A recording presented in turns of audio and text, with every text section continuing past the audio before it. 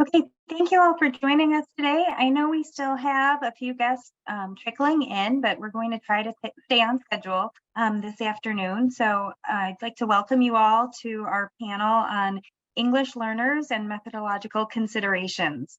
So I am Nicole Russo-Ponceron. I'm a researcher from Rush University Medical Center, and I am on a project with Dr. Sandra Barrueco, where we are validating a Spanish language social reasoning assessment for English language learners. I'd like to just give you a minute to also meet our co-moderator, Dr. Barrueco. Hi, everybody. Hope you're all well. I'm excited to see you all virtually. I recognize some of the folks that are joining now. My name is Dr. Sandra Barrueco. I'm a professor of psychology and the director of clinical psychology at Catholic University of America. I'm actually transitioning this summer to another university, University of Maryland, Baltimore County, UMBC. A lot of my work focuses on this area, and I'm so excited to be here with our colleagues to drive forward the conversation of the inclusion of English learners in our different studies, our foci on this community, improving our different approaches in both sampling and measurement and other considerations, and also to help facilitate continued cross-collaboration across our different entities. So I'd also like to just let people know if they're interested in entering their name, contact information, or affiliation into our chat discussion box. We can use that information to then follow up with you if there are any questions or insights to share after our session.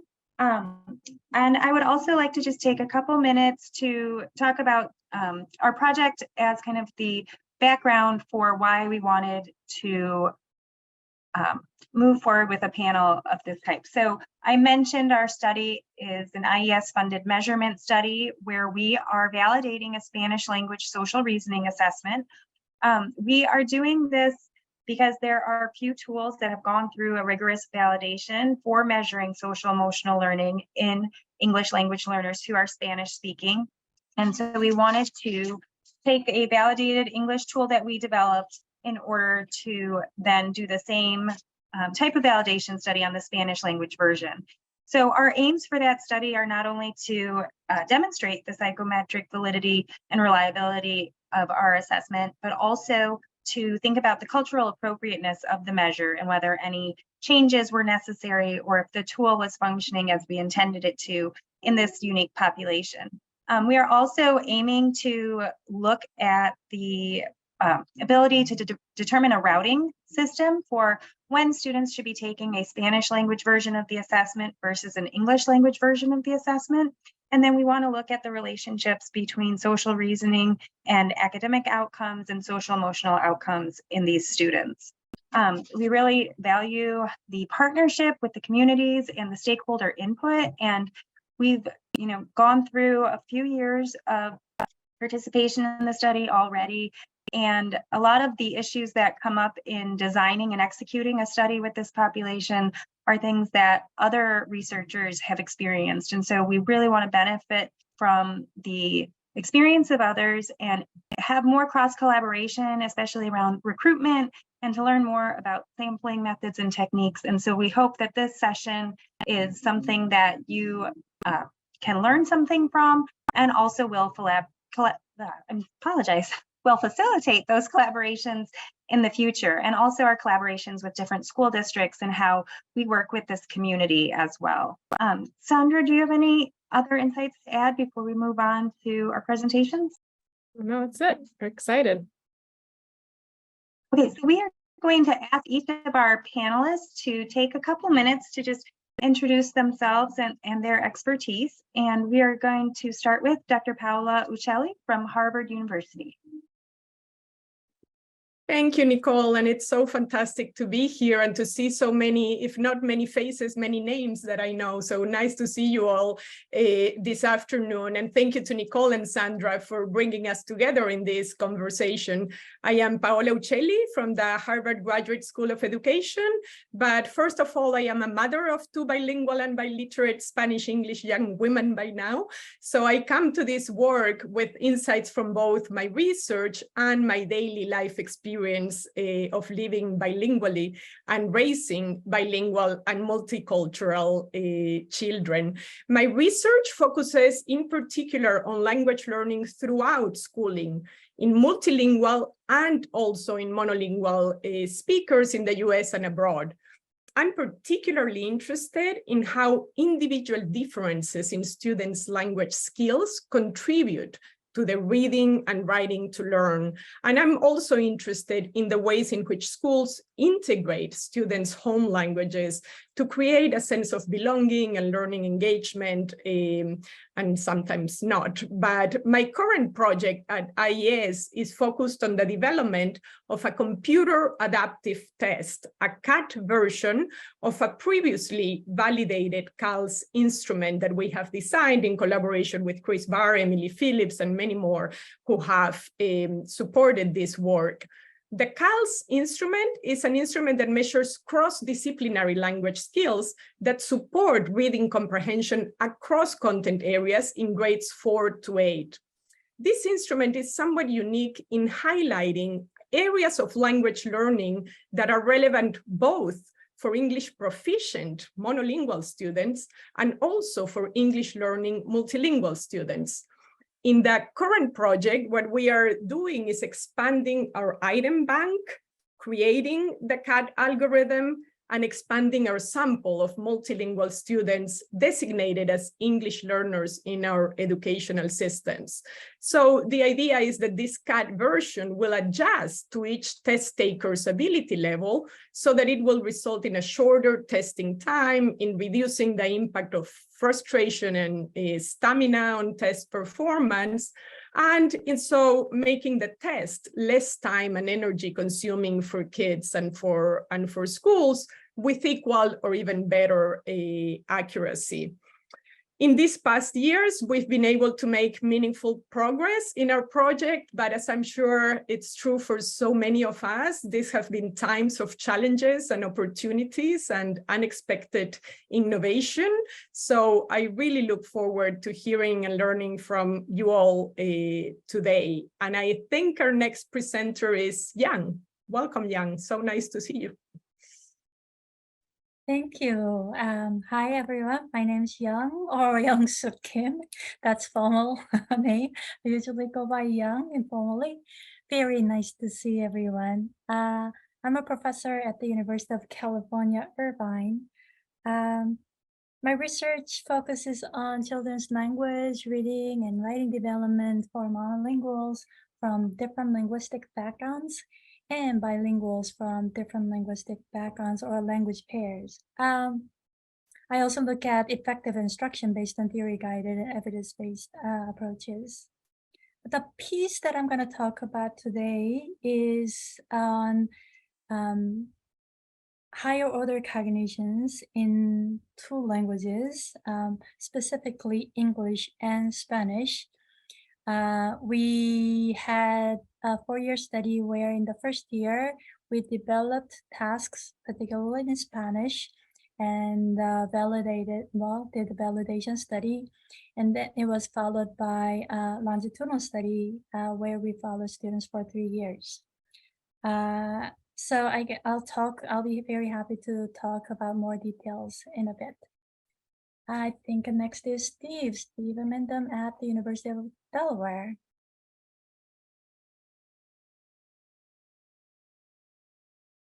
Sorry, it's Leslie first. Leslie, you want to go ahead? Sure. Sorry about that. Oh, that's okay, Young. Thank you, Steve. Hi, everyone. Thank you for joining us this afternoon. My name is Leslie Babinski from Duke University. I'm in the Center for Child and Family Policy here, which is in the Sanford School of Public Policy. And my colleagues and I have had several IES grants in the past several years to design, develop, and test a professional learning program for teachers to support their multilingual learners. And our project, which is called Bridging English Language Learning in Academics, or we call it BELLA for short, is currently being tested in an RCT with kindergarten, first grade, and ESL teachers. And the professional learning program has 3 main components. We focus on high-impact instructional strategies for supporting literacy growth, collaboration between ESL and classroom teachers, and supporting teachers in incorporating cultural wealth into their academic instruction. And so I'm really looking forward to talking with you all today about that project, some of our measurement successes and challenges, and where we plan to go from here. And now I'd like to pass it over to Steve. Hi, everyone. My name is Steve Amendum, and I'm a professor in the School of Education at the University of Delaware. Leslie and I have been working together, as she mentioned, for over 10 years now on a series of IES grants to develop and test this professional learning program that she mentioned. In addition to the efficacy study that we're in the final years of right now, we also have a new grant, which is a development and innovation grant, to create an online version of the PD that's more scalable. And so we're working through some measurement issues around that project as well. My own background is as a classroom teacher and a reading specialist, and my research interests are around early reading intervention, reading development and instruction for multilingual learners, and of course, professional development for teachers.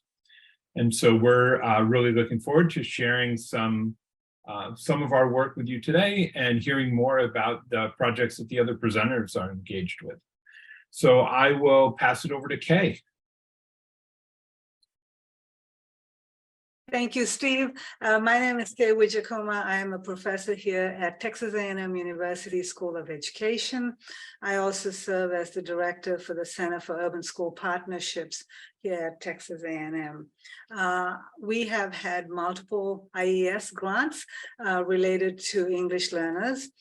Back in 2008, we were funded to do a design and development study for SWELL, Strategy Instruction on the Web for English Learners, which was an adaptation of our English intelligent tutoring system that has shown great promise for reading comprehension at the upper elementary grades, teaching children how to read, how to select information, encode information, generate main ideas, extend them to summaries, extend them to inferences, and extrapolate all of this into additional reading skills using text structures.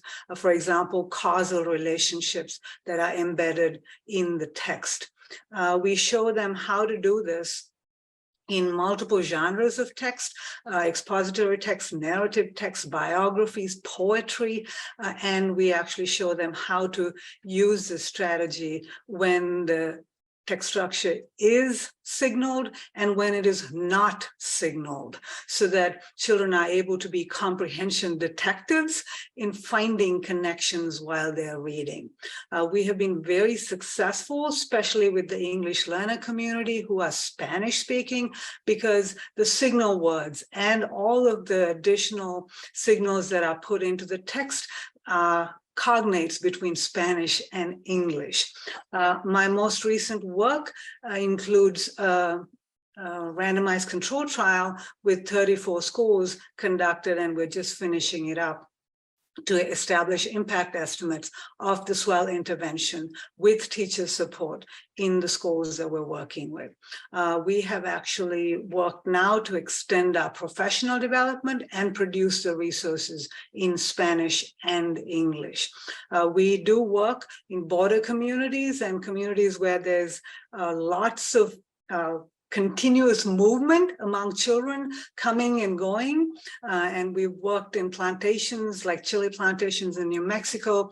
And so I'm happy to hear from my colleagues on the panel, as well as answer questions from the audience about our work in light of the changes to the What Works Clearinghouse standards, for example, on attrition and joiners and all kinds of changes that are very rigid, and we have to be very flexible and nimble in the work that we do in support of these children. Finally, I myself speak 4 languages. I find it to be extremely invigorating to be challenged to code switch among all of my languages, and I find that to be very powerful when I bring it to the schools, and the children are extremely happy to hear from someone who's quadrilingual, who's so happy and proud of that background. Thank you. Thank you, Kay. That was amazing. It's wonderful to have these introductions, and the way that we structured it today is really kind of reflective. Getting into how we actually do our research when working with this community. And so you've heard some kind of brief introductions and high level perspectives on the projects. And now we're going to go under the hood, the day-to-day scenes of working with English learners in our research and bringing forward and driving forward those advancements in science. So I'm going to first start off with Paola again, and I would like for you to share some of your experiences in developing partnerships with the English learner community, as well as some reflections from your own research and engagement related to the validity of assessments. Okay, thank you, Sandra. And I thought I'll start by sharing sort of 2 comments related to instruments, goals, and design, and then 2 comments related to partnership, quite general, just to start the conversation, perhaps.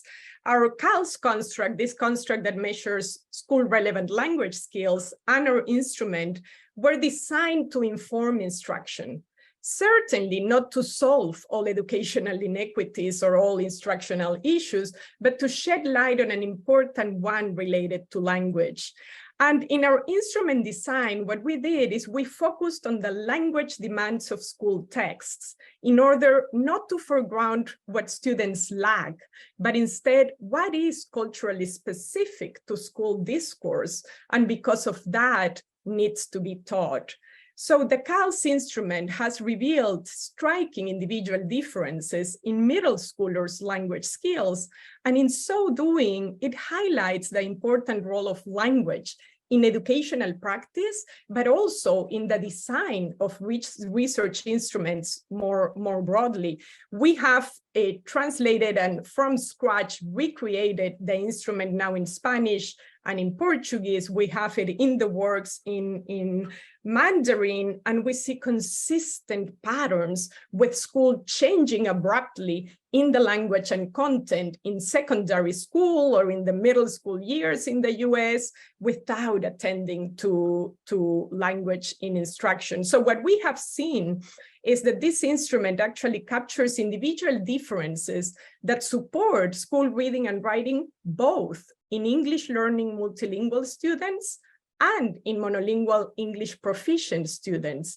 So in a way, the way we think this has implications for instruction is, first of all, we are all language learners, even if we are monolingual.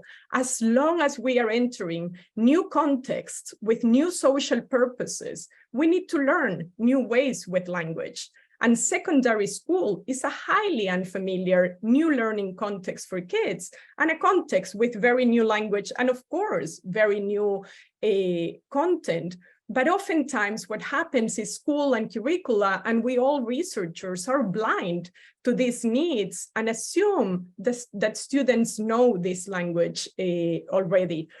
The CALS results suggest that there is a common instructional space actually to scaffold these language skills to support not only English learners, multilingual students, but also proficient monolingual students. There is a share of skills that we can support together in a way to support the advanced literacy of all students, and that the attention to language in the content areas is one key enabler of equitable learning. We don't mean to say at all that the assessment or the test offers insights in how to conduct pedagogy. For that, we need to look at case intervention. We need to look at, Leslie and Steve's intervention, sustained, rich, comprehensive intervention. But it helps to understand and shed light on this particular issue. The other side of these results that I think are perhaps important for this conversation is that these results call attention to language as an important dimension in all educational or psychological assessment or measurement.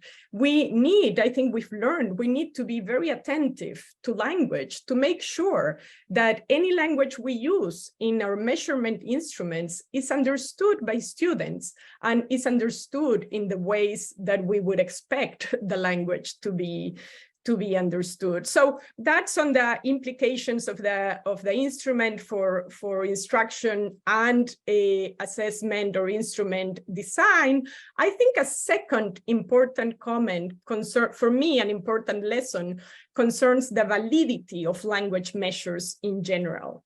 We've learned that it's very easy to conflate language with other constructs, such as background knowledge or word recognition skills. In the design of the instrument, we have worked very intentionally to reduce, it's impossible to eliminate, but it's possible to reduce the impact of background knowledge and the impact of word recognition skills when we are measuring language proficiency. And so, for example, to give you a couple of examples, in the CALS, we have reduced the impact of background knowledge, but using themes and topics that are all familiar to kids by virtue of going to school. And we have also brought all the items to be vetted by teachers and kids to the field before having them integrated into the instrument. And to reduce the impact of word recognition or decoding, we first try to use all words that are transparent and easily decodable to the extent possible. And in the digital version of the assessment, now all the items are read aloud. So I think, these are a few lessons in thinking about language more broadly when we think about instruction, assessment designed for language or beyond language. And perhaps to your other question, Sandra, I'll share 2 comments on the partnering with schools briefly, perhaps. We strive to partner with schools in ways that do not interrupt learning, but contribute to practitioners' reflections and to improve research via insights from practice. And I think these particular past years have been quite insightful in how we can learn to be much more flexible in our data collection schedules and timing and in the way we work with schools in general. I would say at the level of data collection and data sharing, in addition to trying to shorten the test to be less intrusive and less time-consuming, we partner with schools throughout the assessment, the test design. Originally, we conducted endless focus groups and interviews with teachers and students to get feedback on the particular items that we would include in the test. And now, when we share the CALS results, we are working with them through learning communities of teachers and researchers, which actually seek to bring the results back to the schools and learn together with teachers. How can this inform instruction in productive ways? This in particular, throughout COVID, has taken, I'm happy to talk about it later, but it has taken many different forms, and we have accommodated to school schedules and schools' policies to offer that in the most flexible and convenient way for schools.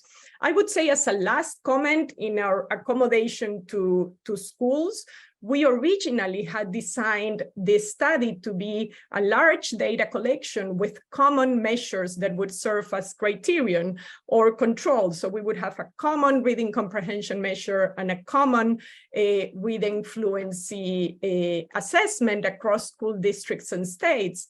But instead, of course, with all the complications that COVID brought and the post-COVID continues to bring, we have changed that analytical approach. And what we are doing is a series of small studies that actually take advantage of the measures that school districts and schools and states are already administering. So I think what we lose in the homogeneity and standard and the original design, we might gain in ecological validity. So perhaps, Sandra, I'll stop there so that we can hear from other people. And then if people have questions, I'm happy to elaborate on any of this.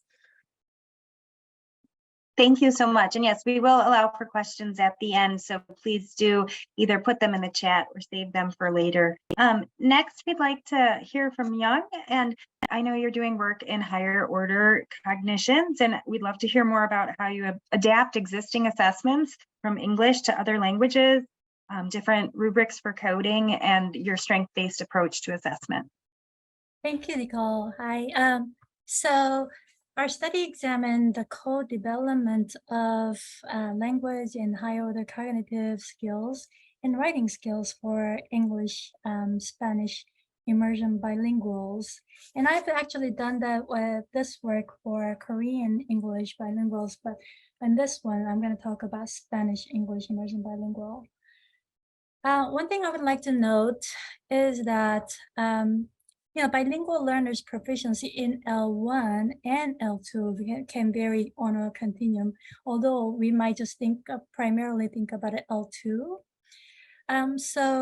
In the US context, students EL, or I guess L2 English proficiency, when it is below certain criterion, they're identified as English learners. In our study, we included both English learners and non-English learners as long as they were learning both Spanish and English. And we measured their skills in both English and Spanish. The reason why we paid attention to higher order cognitive skills is because we hypothesized that these are common underlying or shared underlying skills that students bring as resources to their L2 learning. And what do we mean by higher order cognitive skills? There are multiple higher order cognitive skills, and in our study, we focused on 3: inference making, understanding multiple viewpoints or perspective taking, and monitoring one's own comprehension or comprehension monitoring. We focused on these 3 because a number of studies have shown that these skills are important to reading comprehension and written composition for monolingual children. And we wanted to extend our understanding to Spanish-English bilingual children. So this required measurement of these constructs in both languages, and these were available in English. So we developed these measurement of these constructs in Spanish. For perspective taking, we used theory of mind, because theory of mind is knowledge of one's own and others' viewpoints, and there are theory of mind measures in English and Spanish, so we did not actually need to develop or adapt. But for inference making, we could not identify a task in Spanish, so we developed one modeling after the inference task of CASTLE, which stands for Comprehensive Assessment of Spoken Language. For comprehension monitoring, we developed one modeling after inconsistency detection task that we used in English. So for the development process, I think people are very familiar. Those people who are in this field are very familiar with, but let me just briefly talk about it. So I worked with 2 English-Spanish bilinguals. One had a PhD in education, was a Spanish native speaker who grew up in the local area where the study was conducted, which is Southern California. The other individual was a PhD student in language and literacy, had a master's degree in applied linguistics. She's a native English speaker, but had a very advanced or superior, so-called superior Spanish proficiency. So we went over each construct, what it's supposed to capture, and we went over extant tasks in English and went over the items. Then we initially developed, we developed initial items, and these were not translation of extant English items. We developed items focusing on the construct that each item is supposed to tap into. In these tasks, both inference and comprehension monitoring involved brief 2 to 3 sentence scenarios. And after developing initial item pools, we went through multiple rounds of revision. And in this revision process, we paid attention to content and language. In terms of content, our focus was on cultural relevance because we wanted to include items that had experiences that our target students were familiar with, not only culturally from Spanish, English, bilingual cultural background, but also our targets, the target schools that we worked with were served students from low SS backgrounds. So we wanted to include experiences that students from low SS family backgrounds are familiar with. In terms of language, as we know, there are multiple varieties of Spanish. So we focused on Spanish spoken in Southern California. And then we solicited feedback from experts including scholars who focus on Spanish English literacy skills and also familiar with Spanish in the local area in Southern California. And we also worked with the community, people in the community, Spanish speakers in the community as well. So after the iterative processes, we tried the items and tasks with our target students. Those were students, Spanish English bilinguals in grades 1, 2, and 3, both in English immersion and Spanish English immersion programs. And then we looked at item characteristics and reliability, looked at its relations with the relations among tasks within language, across languages, and its relation to writing skills as well. So this was done in the validation part of the study, the first year. In the second year, years 2 to 4 was longitudinal study. And we used these tasks that we developed in year 1 and then validated in year 1. We trimmed down the number of items and then used the shorter version in the longitudinal study. So that's the process. And I think, so, I guess the main point is really the process of developing it and working with the community people in the community and paying attention to cultural relevance and language. Then I think our next speaker is Leslie, right? Yeah, thank you so much. I'm excited when we come back for the group discussion. I heard you pause when you said the multiple rounds of iterations, and I think I saw quite a number of heads kind of shake, and we want to kind of dig deep into, some of that work and what it entails and actually why we do it, right? So we're going to move on to Leslie and Steve, and a question that we're presenting to you today to reflect on are what are the important measurement issues within an intervention study for supporting teachers to work with English learners. Yes, thank you so much, Sandra, and thank you all for joining in this discussion today.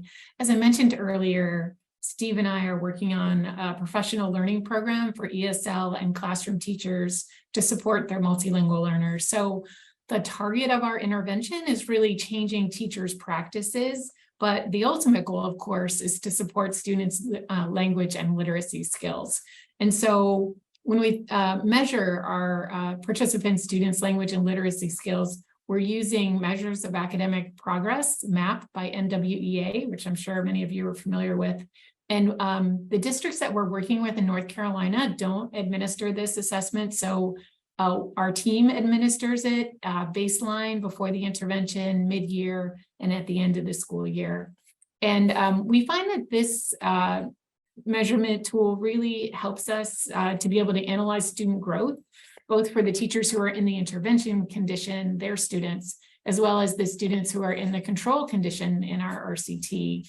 And in our analyses so far, we found that on this broad measure of language and literacy skills, students whose teachers have participated in the professional learning program make significantly more growth over the school year compared to students in the control classroom. So we're finding that in terms of an outcome that taps into the kind of change we're expecting and hoping to see in the classroom, this measurement tool does work for us. We also like it because it's a broad measure of literacy, not specifically tied to the direct things we talk about in the intervention. And also it's meaningful and relevant to schools as well as teachers and parents. And we know that academic growth and literacy leads to academic success. So The ultimate goal, of course, again, of our intervention is to support students' language and literacy skills. But the way we go about that is through working with teachers.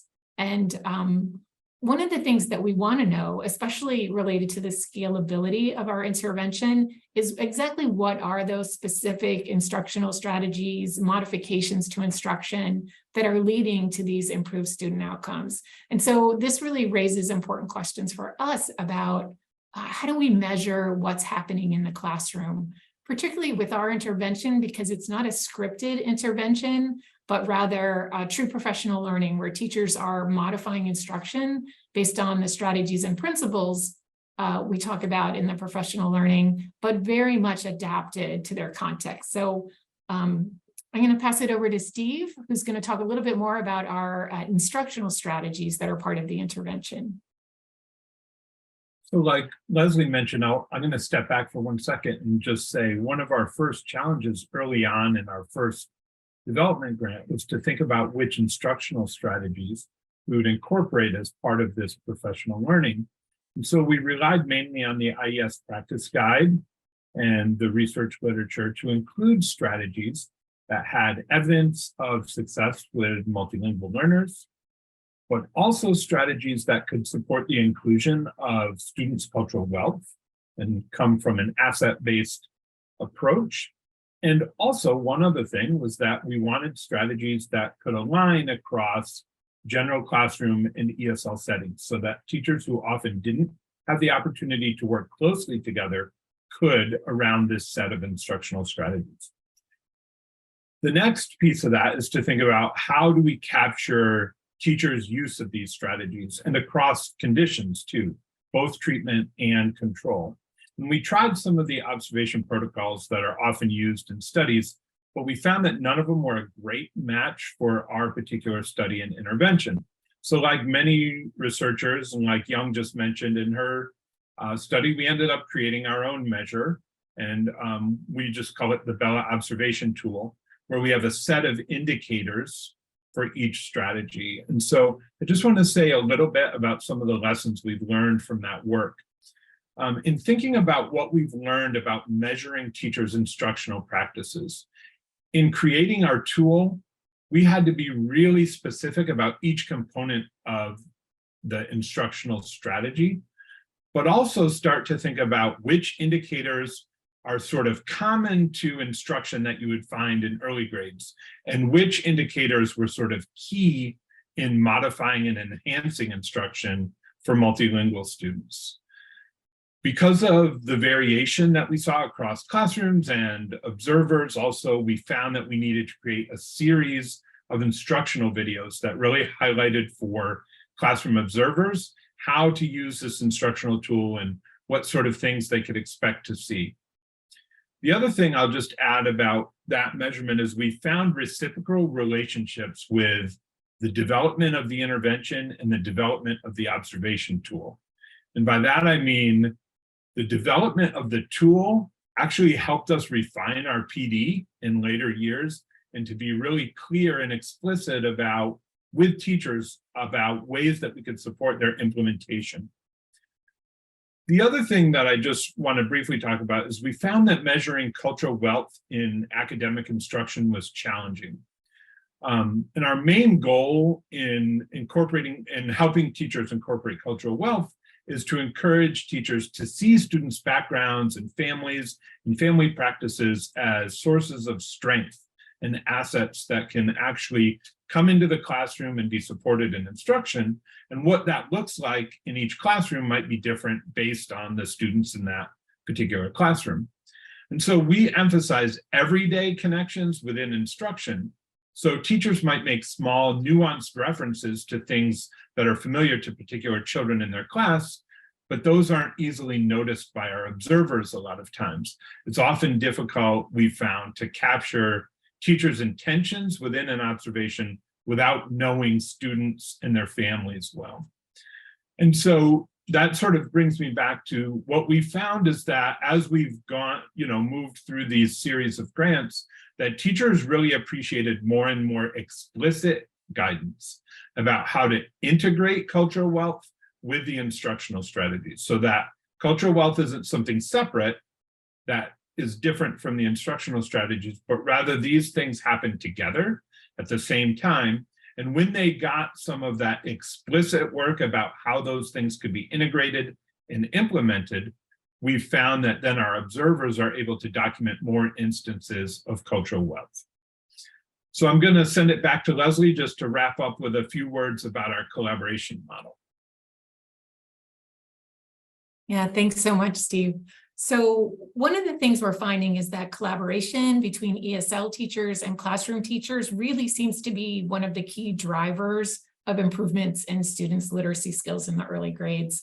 Where we work in North Carolina in the schools, ESL services in elementary school are often, not always, but often provided in a separate pull-out session, not related to necessarily the content that's happening in the regular classroom, and with little collaboration between ESL and content teachers, mostly because ESL teachers are working across multiple grades, and that's a real challenge to keep up with that content. But in our approach, we help ESL and classroom teachers through the professional learning as a team, and they develop a common language for both the content and the strategies, and we provide a framework for their collaboration.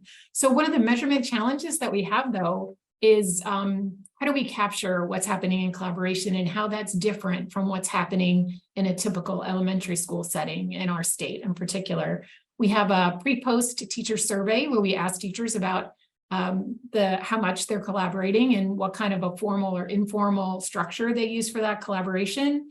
And for the teachers in the intervention condition, they're also meeting weekly with their school-based team, and we have a collaboration summary form that they complete each week, which tells us more in-depth information about what they're talking about in their conversations, how they're aligning their strategies across settings, and how they're aligning their content.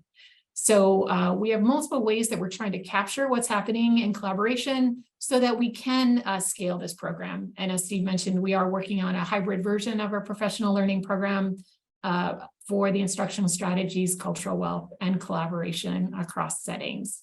So I'll stop there and pass it back. Thank you. Thank you, Leslie and Steve. I think we're really focusing on what we can do to support the teachers who support the students is very important to moving the field forward and having success with our English learners. Next, I'd like to turn it over to Kay. You've got a lot of interesting work in software development, and you have some very versatile software for different languages, and we'd love to hear kind of your thoughts on the benefits and risks of doing assessment in one language versus another, and how you've incorporated that in your software, and also highlighting just the nuances between the different learner profiles as it relates to the assessment and the language of assessment. Thank you, Nicole and Leslie, for pulling this together. It's so wonderful to hear the cohesion among all of the presenters here today, and I hope the audience also is benefiting, and I look forward to having more rich discussions. So I'm going to talk a little bit about the SWELL study in particular, and draw attention to the fact that we used the Grace Silent Reading Test as the distro measure, and we have proximal measures related to main idea competency, top-level structure identification, discourse markers, and signal word knowledge for reading comprehension that applies to monolingual speakers as well as English learners and bilingual learners. And these proximal measures are available in English and Spanish, and we administer them on our computer system, and we machine score them based on the thousands of responses that we have produced, and we're able to do regular expression matching as well as corrections for spelling and so on. So we have a pretty robust, quick way of producing scores for children on these reading comprehension constructs that we're teaching. However, those are not sufficient to provide the kind of feedback and the decision trees for tutoring dialogue and the tutoring process that is necessary in and within the intelligent tutoring system that we call SWELL.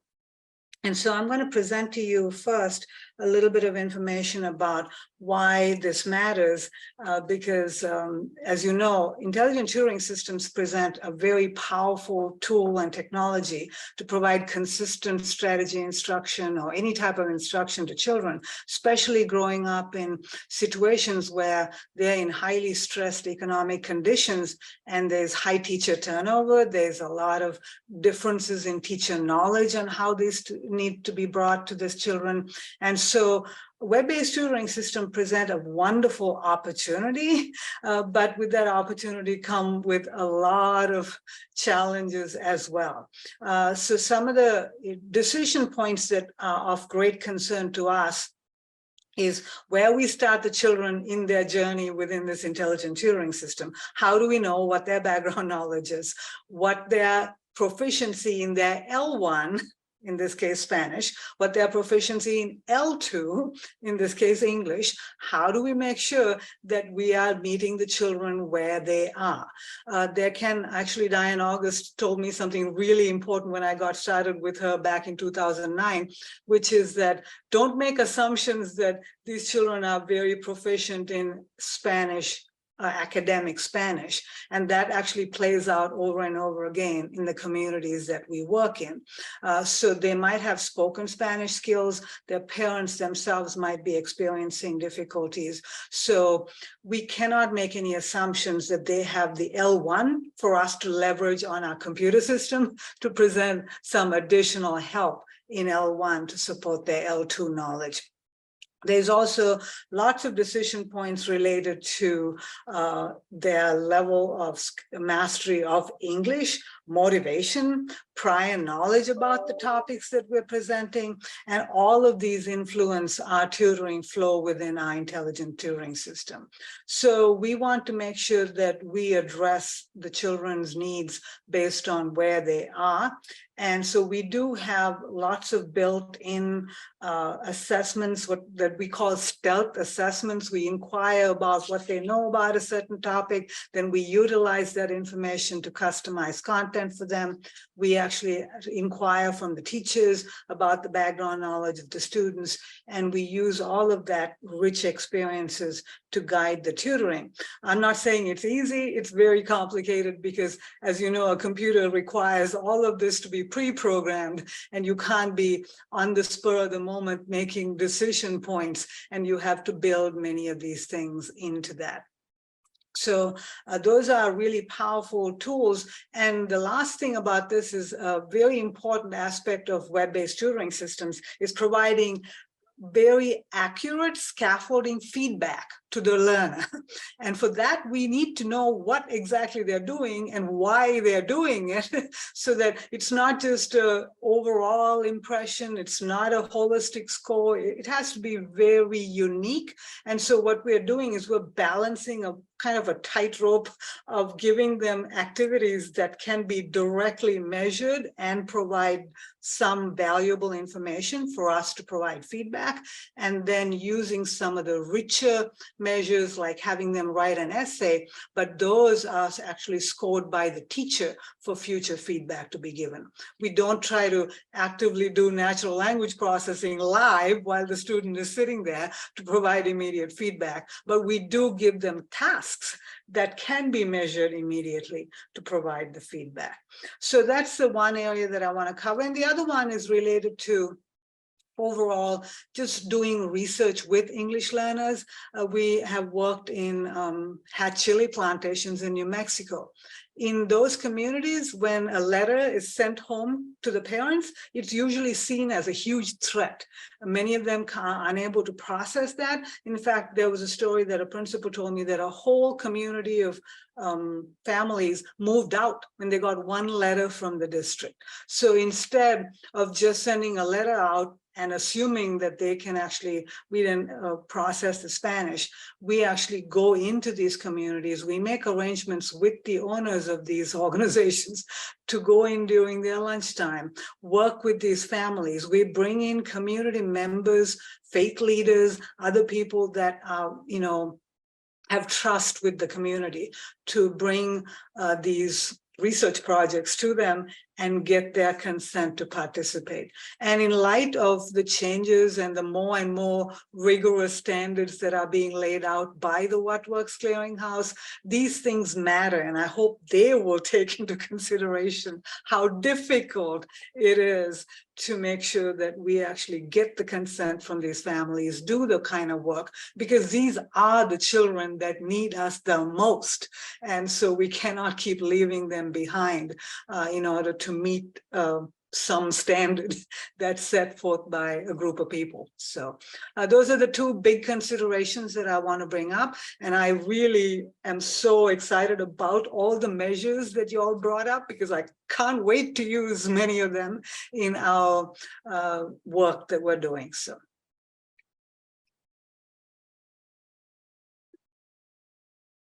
Thank you, Kay. And that's an important piece or thread that I particularly reflected on as we were going through, is not leaving anyone behind and being able to do the hard work that's needed.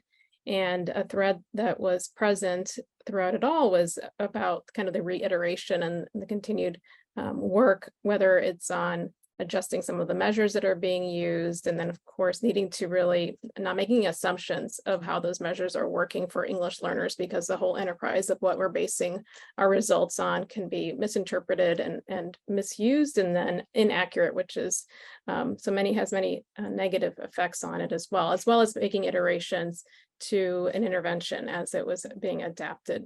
So I'd like to open it up to our participants or panelists. Also, for those of you that are joining us online, we're going to start with a kind of an internal dialogue amongst the panelists and then open it up for Q&A. You can feel free, because there are a lot of wonderful experts here that are joining us today, to put questions and reflections into the chat. Also, we'll be opening it up very soon for live Q&A, and we can unmute you to respond to questions. So I'll open it up.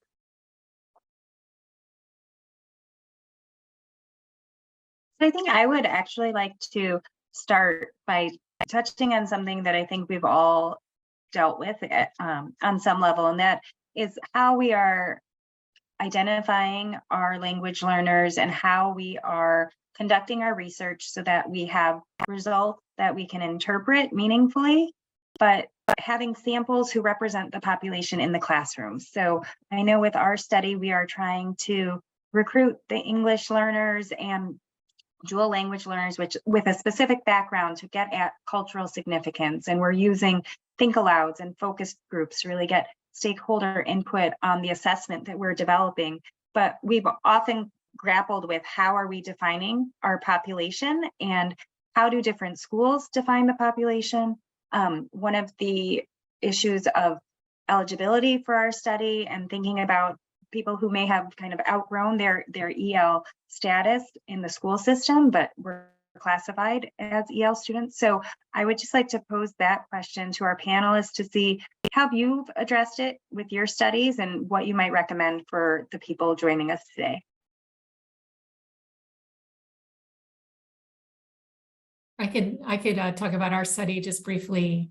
In our current RCT, we're working with kindergarten and first grade students whose home language is Spanish. In our next study, we're expanding that to other language groups. But because our intervention is with ESL teachers as well as classroom teachers, our sample are the students who are being served directly by the ESL teachers. So those are the students who meet this district's eligibility criteria for receiving separate or ESL services.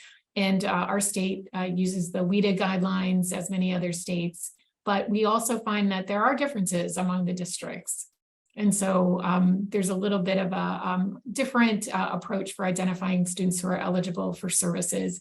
And when we look at our samples, we find that even with these fairly narrow criteria, we have an incredible range of students participating in our studies in terms of we also test them in Spanish, so their Spanish proficiency, their English proficiency, the countries of origin from many different places, length of time in the US, whether they were born in the US or not as students. So we find that it's a really heterogeneous group and that we really need large enough samples to be able to look at subgroups within that.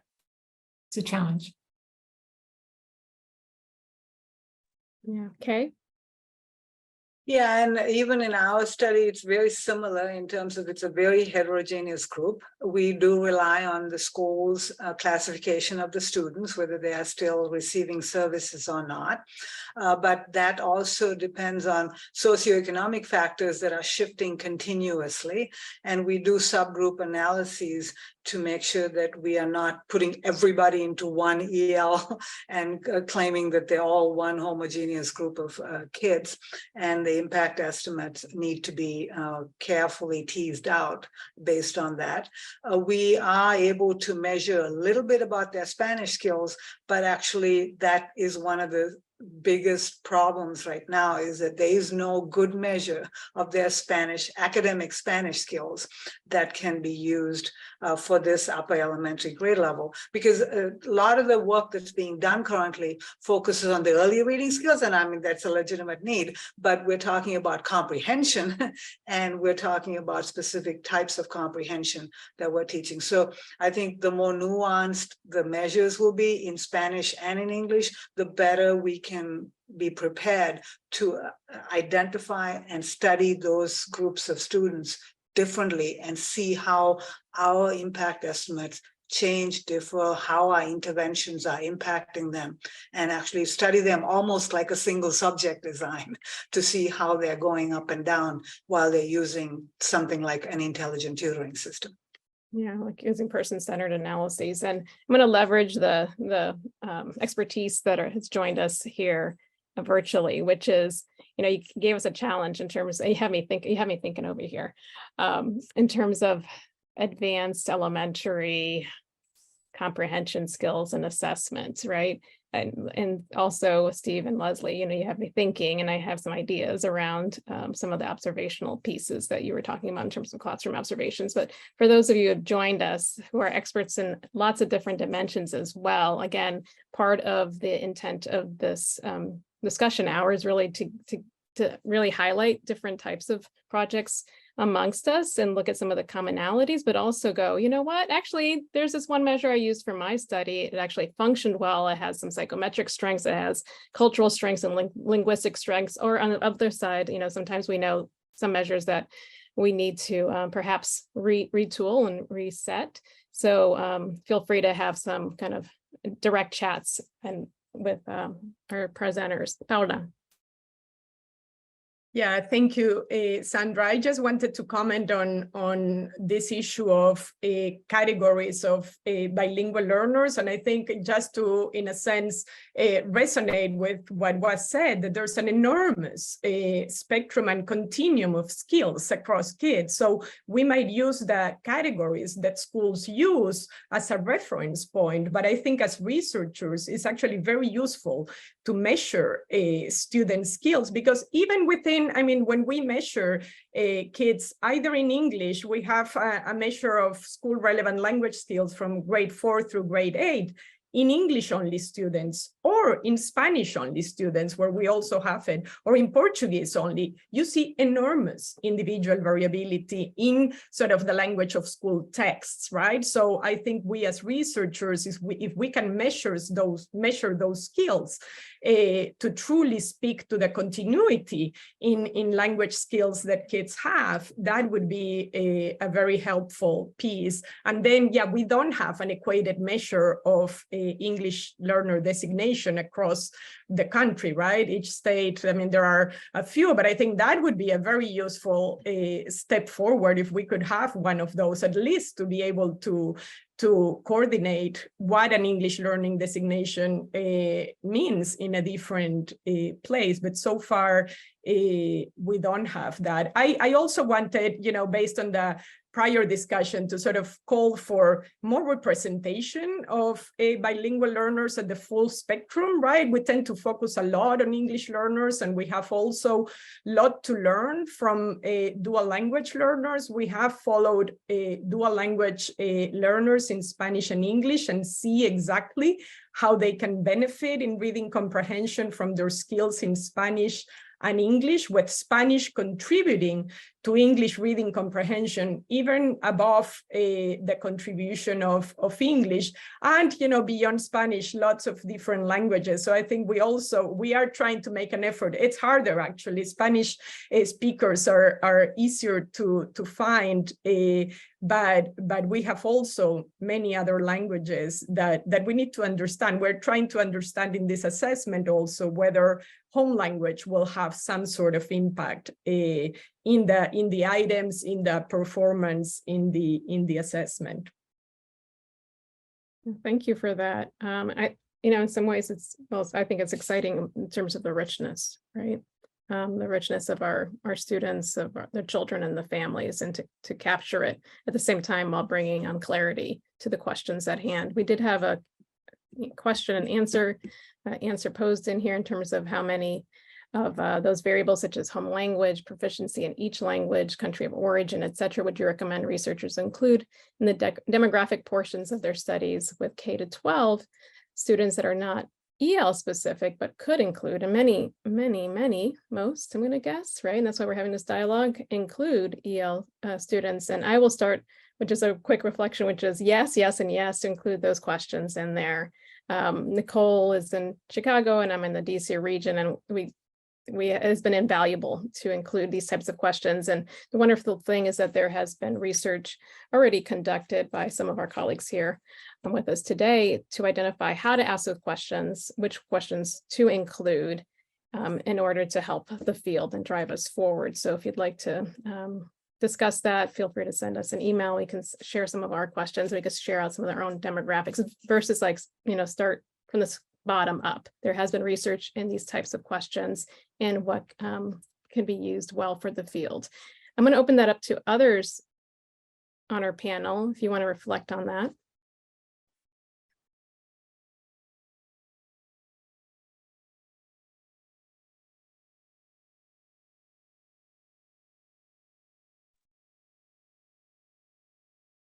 How about some open reflections between the panelists? Young, would you like to say something about some of the other presentations or highlight something else about your work?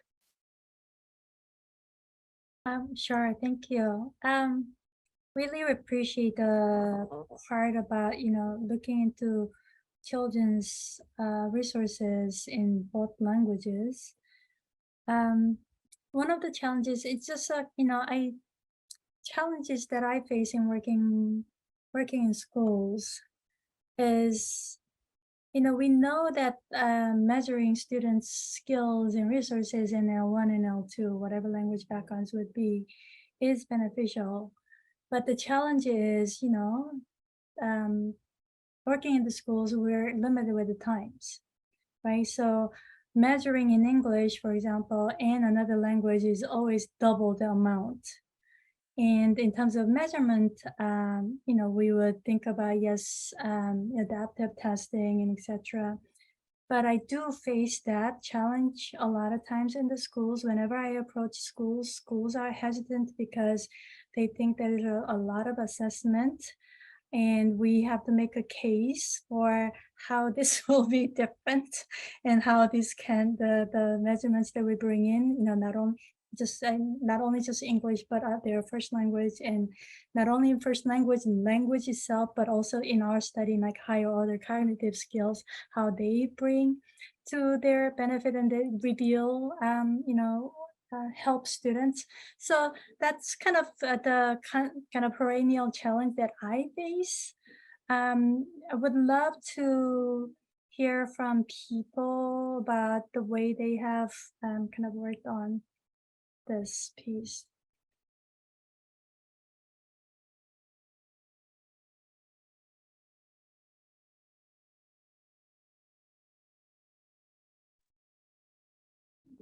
I wanted to share perhaps sort of a related reflection, but I was wondering, we have years in the field and we are all designing our own instruments, and what is the way in which we can sort of think about, right, building some coalitions to think about some instruments that could be helpful for the field to move forward in more, that on the one hand, but on the other hand, I think the piece that was mentioned is thinking about the classroom as a discourse space, right? And how do we think about measures that we can use that would be helpful both for instructional practice and for testing interventions from the insights that we have gathered and from the instruments that are starting to appear. But that seems to be a space to fully understand how kids with multiple languages, I mean, I was thinking about Leslie's and Steve with multiple languages and multiple cultures, and what are some of the instruments that we could perhaps strive to start to generate towards, you know, common assessments or common instruments that we can use. But that was just.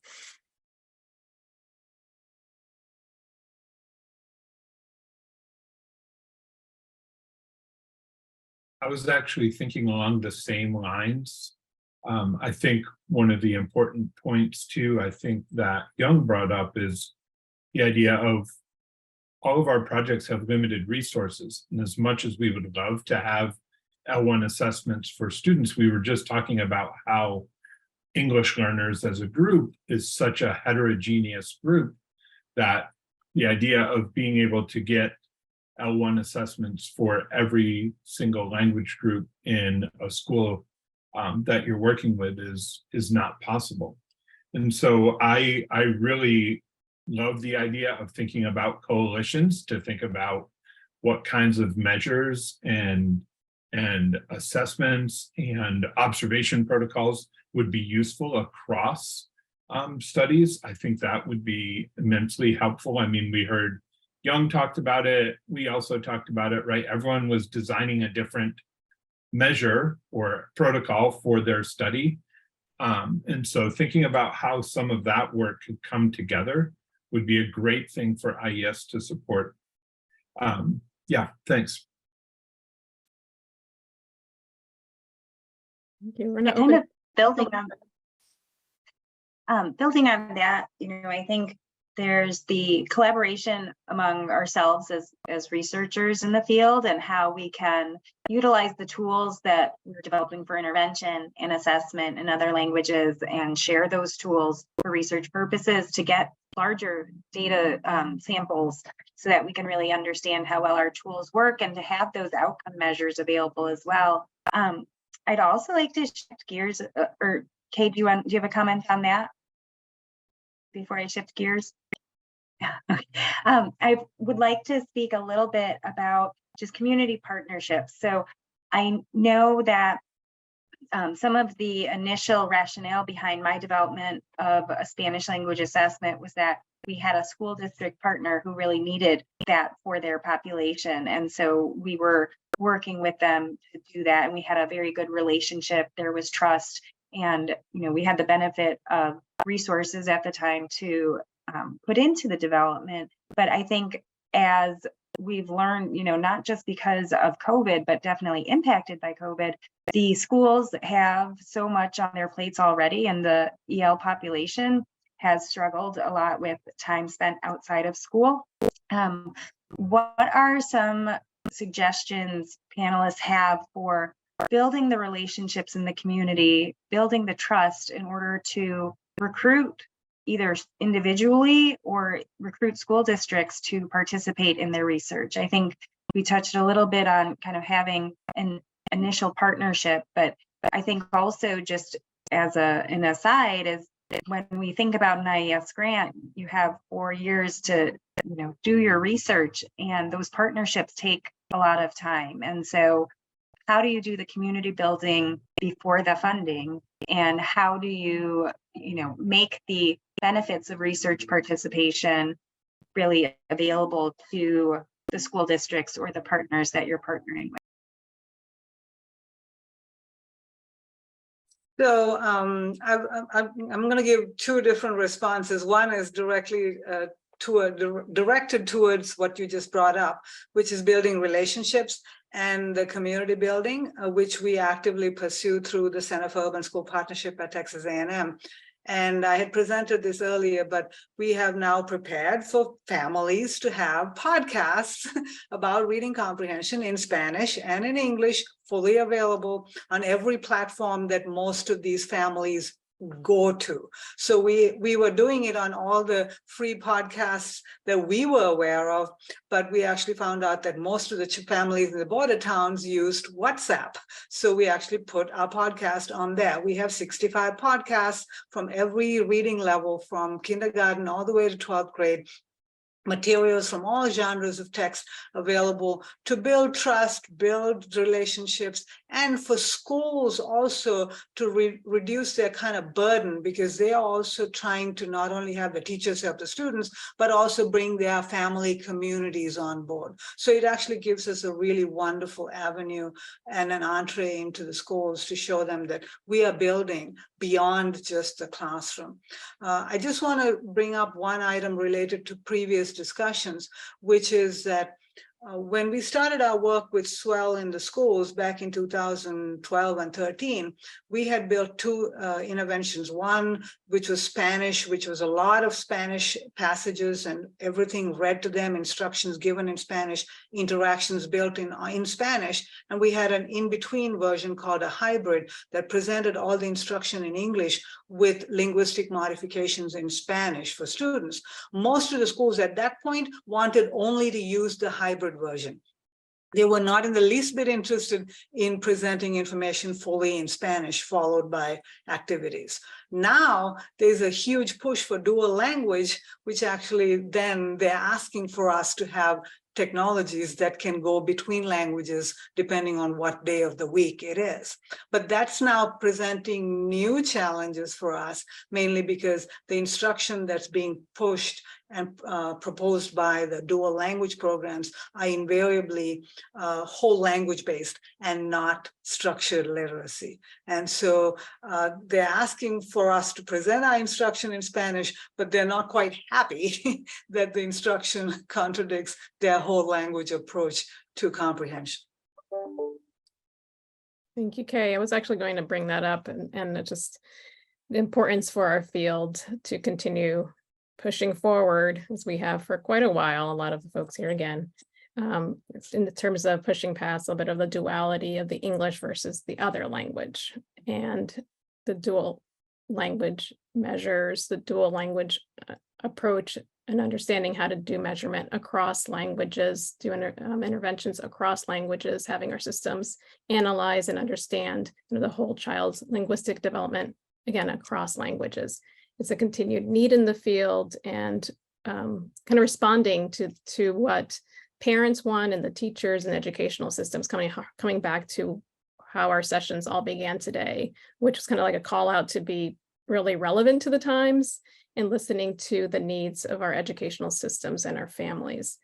And then there was a Q&A, by the way, which is about how to bring this forward to our higher education and to our students who are kind of progressing in age and having representation of English learners later in life as well. Young, go ahead. Oh, I wanted to just briefly kind of share my experience about the community partnership, because this is a really long-term process. So what I did was a really old-fashioned way. So when I relocated here, and the community that this for this study is really the Spanish English bilingual community, and I just had to identify a kind of local community organization that is really prominent in the kind of area. I just started participating, attending the meetings, and then listen to what they're interested in, what they're talking about. It was community organization. They were interested in early childhood education, spanning from pre-K to elementary school. I just sat in, listened, and then met with people. That's how I actually was able to establish relations, and then actually were able to. And then when we were talking about, this my interest, and they were interested, and we were able to kind of establish relations. So it's this kind of old-fashioned, long-term approach, just getting to know people, meeting people, just starting from which ones are and which organizations are here and which organizations are working with the population that you're interested in. Thank you. I know that we're in time and I'm going to leave the last word to Nicole in a second. I just wanted to mention 2 threads. So we have, everyone please put your emails into the chat. We'll discuss the viability or possibilities for an English Learner Research Coalition in terms of shared measurement and dialogue in terms of like giving tips as well. And the other thing is sort of just thinking about and brainstorming like planned missingness, right? Which we do for some kind of large scale study. So we can do that so that we balance out collecting data with quote unquote burden on the children and the students and the systems of care. And I'll turn it over to Nicole to close this out. I'm going to take a moment to thank all of our panelists. Thank you, Sandra. Thank you, Helen, for your support in putting together this panel. We really appreciate everyone's attention today, and we hope to work together with you in the future. Thank you.